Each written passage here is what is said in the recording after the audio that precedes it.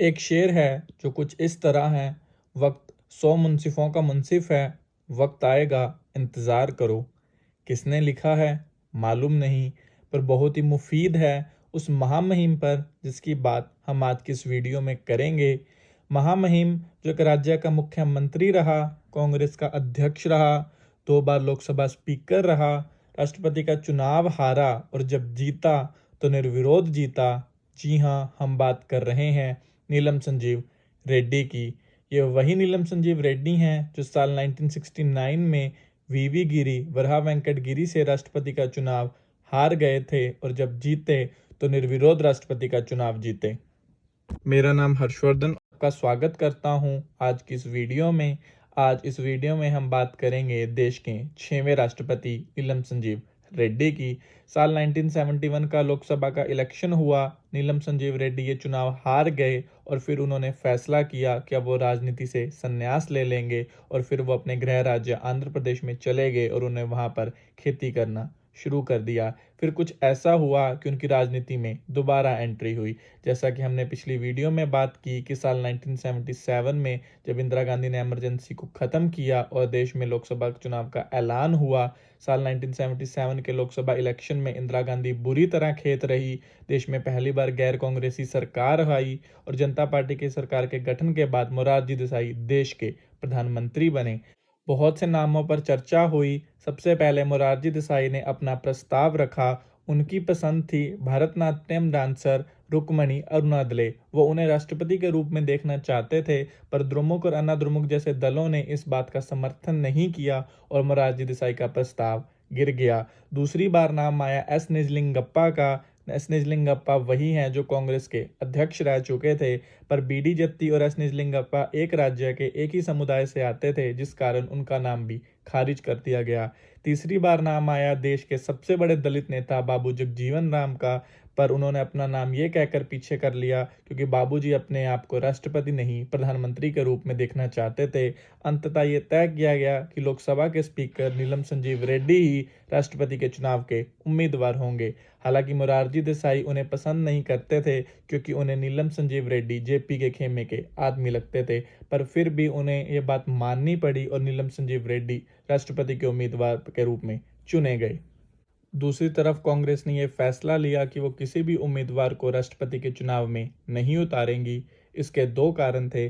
पहला कारण ये था कि इंदिरा गांधी इस चुनाव में बुरी तरह खेत रही, वो अपनी रायबरेली और संजय गांधी अपनी अमेठी सीट भी नहीं बचा सके, तो कांग्रेस ने ये तय किया कि वो किसी भी उम्मीदवार को इस चुनाव में नहीं उतारेगी। और दूसरा कारण ये था कि जब देश में जनता पार्टी की सरकार आई तो कुछ राज्यों में कांग्रेस की सरकारों को बर्खास्त कर दिया गया और जब वहां पर दोबारा चुनाव हुए तो वहां पर जनता पार्टी की सरकार आई, तो अब कांग्रेस को लगा कि वो इस हैसियत में भी नहीं है, उनके पास कोई मेजोरिटी नहीं है कि वो प्रतीकात्मक तौर पर ही सही किसी उम्मीदवार का चयन करे, तो उन्होंने फैसला किया कि वो इस राष्ट्रपति चुनाव में किसी भी उम्मीदवार का नाम नहीं उतारेगी। वहीं नीलम संजीव रेड्डी ने ये शर्त रखी कि वो पर्चा इस बात पर भरेंगे कि उनके खिलाफ किसी भी उम्मीदवार को नहीं उतारा जाएगा। अगर वो राष्ट्रपति का चुनाव लड़ेंगे तो निर्विरोध लड़ेंगे। नीलम संजीव रेड्डी के नाम पर सर्वसम्मति बनाई गई, पर ऐसा नहीं था कि उनके अलावा किसी और ने पर्चा नहीं भरा। उनके अलावा 36 और पर्चे भरे गए थे, पर रिटर्निंग ऑफिसर अवतार सिंह रेखी ने यह पाया कि ये सब खारिज करने योग्य हैं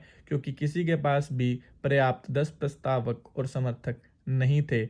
अब ये सवाल उठता है कि प्रस्तावक और समर्थक कौन हो सकता है। प्रस्तावक और समर्थक वो ही हो सकता है जो राष्ट्रपति के चुनाव में वोट डाल सके, यानी कि सांसद या विधायक। ये कानून साल 1974 में अमेंडमेंट के तहत बनाया गया था। 21 जुलाई 1977 नामांकन वापस लेने की आखिरी तारीख। दोपहर 3 बजे राष्ट्रपति नीलम संजीव रेड्डी की जीत का ऐलान किया गया। ये इकलौता ऐसा मौका था जब रिटर्निंग ऑफिसर अवतार सिंह रेखी को वोटों की गिनती नहीं बतानी पड़ी। फिर तारीख 25 जुलाई 1977 नीलम संजीव रेड्डी राष्ट्रपति के पद की शपथ ग्रहण करते हैं और यही वजह है कि उनके बाद आज तक अब जो भी राष्ट्रपति बनता है वो अपना कार्यकाल 25 जुलाई को ही शुरू करते हैं। नीलम संजीव रेड्डी आंध्र प्रदेश के स्वतंत्रता सेनानी, कांग्रेसी नेता, लोकसभा स्पीकर रहे जो निर्विरोध राष्ट्रपति बने, पर इनका कार्यकाल विवादों से भरा रहा। नीलम संजीव रेड्डी पर यह इल्ज़ाम लगा कि मोरारजी देसाई की सरकार गिरने के बाद इन्होंने जरूरी संवैधानिक प्रक्रियाओं का पालन नहीं किया और अपने किसान नेता दोस्त चौधरी चरण सिंह को प्रधानमंत्री पद की शपथ दिलवा दी। उन पर यह भी इल्ज़ाम लगा कि बाबू जगजीवन राम के पास पर्याप्त संख्या बल होने के बावजूद उन्होंने प्रधानमंत्री बनने से रोका और ये सब किया उन्होंने प्रधानमंत्री इंदिरा गांधी की शय पर हालांकि इसकी सफाई देते हुए वो अपनी आत्मकथा विदाउट फियर एंड फेवर में लिखते हैं कि उन्हें उस समय ये सबसे ज़्यादा मुनासिब लगा कि लोकसभा को भंग कर दिया जाए और देश में चुनावों का ऐलान किया जाए। नीलम संजीव रेड्डी के जीवन से जुड़ा एक किस्सा और। दिसंबर 1978 अभी मोरारजी देसाई की सरकार को 2 साल पूरे भी नहीं हुए थे कि देश में एक नए संजय गांधी का जन्म हुआ। ये नए संजय गांधी थे कांति देसाई। कांति देसाई प्रधानमंत्री मोरारजी देसाई के बेटे थे। उन पर करप्शन के भ्रष्टाचार के इल्ज़ाम लगे। इस बात से नीलम संजीव रेड्डी कुछ व्यथित थे। उसी साल सी राजगोपालाचारी की जन्म शताब्दी थी। एक समारोह में नीलम संजीव रेड्डी पहुंचे और उन्होंने भाषण दिया। उन्होंने भाषण में कहा कि हमें राजगोपालाचारी के जीवन से सीख लेनी चाहिए। राजा जी ने हमेशा अपने बेटा बेटी को सार्वजनिक जीवन से अलग रखा। राजा जी ने कुर्सी के लिए अपने सिद्धांतों और नैतिकता के साथ समझौता नहीं किया।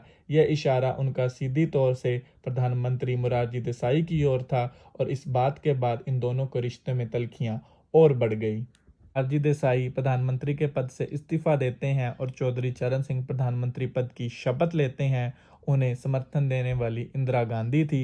इंदिरा गांधी उन्हें समर्थन इस बात की शर्त पर देती हैं कि उनके खिलाफ बनाए गए शाह कमीशन और उन सभी अदालतों को भंग किया जाए जिसमें उनके और उनके बेटे संजय गांधी के खिलाफ केस चल रहे थे। चौधरी चरण सिंह ऐसा करने से साफ मना कर देते हैं और इस बात पर इंदिरा गांधी अपना समर्थन वापस ले लेती हैं और चौधरी चरण सिंह की सरकार 1 महीना भी नहीं चल पाती और उनकी सरकार गिर जाती है। अगस्त के महीने में सरकार गिरती है। 22 अगस्त 1979 को राष्ट्रपति नीलम संजीव रेड्डी लोकसभा को भंग करने का ऐलान करते हैं। लोकसभा चुनाव के नतीजों का ऐलान होता है और जनवरी 1980 में इंदिरा गांधी की सत्ता में वापसी होती है। उसके चंद महीनों बाद ही जून 1980 में उनके छोटे बेटे संजय गांधी की प्लेन दुर्घटना में मौत हो जाती है और फिर मां का साथ देने के लिए राजीव गांधी पॉलिटिक्स में राजनीति में एंट्री करते हैं। इन्हीं सब के बीच साल 1982 में नीलम संजीव रेड्डी अपने कार्यकाल को समाप्त करते हैं। तभी उनके कुछ समर्थकों को लगता है कि राष्ट्रपति नीलम संजीव रेड्डी के प्रधानमंत्री इंदिरा गांधी से संबंध रिलेशन कुछ अच्छे हैं तो इंदिरा गांधी उन्हें कार्यकाल का एक्सटेंशन और देगी और इस तरह देश को दूसरी बार फिर एक निर्विरोध राष्ट्रपति मिलेगा। पर उस वक्त तक प्रधानमंत्री इंदिरा गांधी की नज़र पंजाब की समस्या पर होती है और वो देश के सर्वोच्च संवैधानिक पद पर एक सिख को देखना चाहती है और उसके लिए उन्हें सबसे बढ़िया कैंडिडेट देश के होम मिनिस्टर ज्ञानी जैल सिंह लगते हैं। अगली वीडियो में हम बात करेंगे फरीदकोट के उस लड़के की जिसके सिर के बाल जीप से बांध दिए गए क्योंकि वो अपने सूबे की ब्रितानिया सरकार से आज़ादी चाहता था। बात उस महामहिम की होगी जिस पर महाभियोग का खतरा मंडराया। कहानी उस राष्ट्रपति की होगी जो सबसे प्रचंड जनादेश पाने वाले प्रधानमंत्री राजीव गांधी को बर्खास्त करना चाहता था। तब तक के लिए स्वस्थ रहिए, मस्त रहिए, खुश रहिए। धन्यवाद।